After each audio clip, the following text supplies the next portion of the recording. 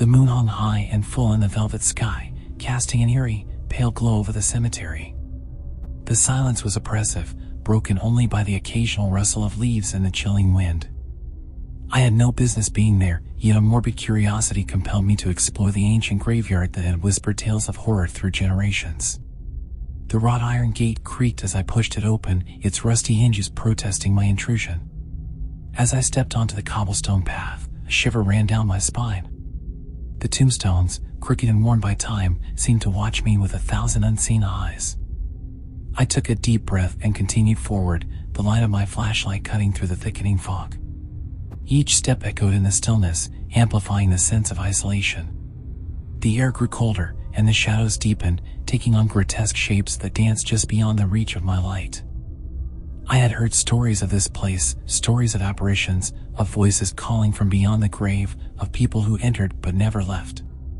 But those were just stories, weren't they? A sudden snap of a twig behind me made me whirl around, my heart pounding. The beam of my flashlight revealed nothing but empty darkness and twisted branches. I laughed nervously at myself, trying to shake off the growing sense of dread. It was just my imagination playing tricks on me. Pressing onward, I found myself drawn to an ancient mausoleum at the heart of the cemetery. It stood like a sentinel, its stone walls etched with cryptic symbols and overgrown with ivy.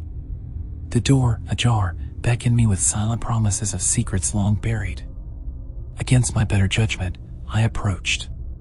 The interior was even colder, the air thick with the scent of decay.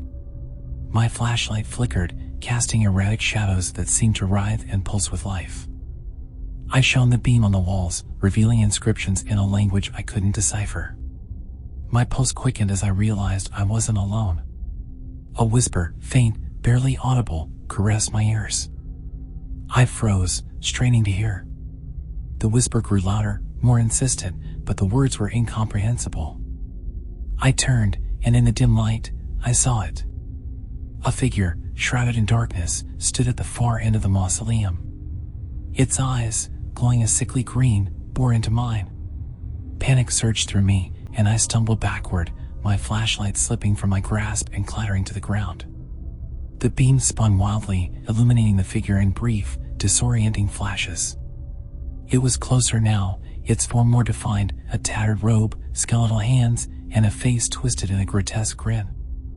I scrambled for the flashlight, my hand shaking uncontrollably. As I grabbed it, the light revealed something even more horrifying. The walls of the mausoleum were moving. Slabs of stone shifted, and skeletal arms reached out from within, grasping, clawing at the air. The whispering grew to a cacophony of tortured voices, pleading, accusing. Desperation fueled my flight. I bolted from the mausoleum, the whispers chasing me into the night. The cemetery had transformed, the once familiar path now a labyrinth of gravestones and unmarked graves.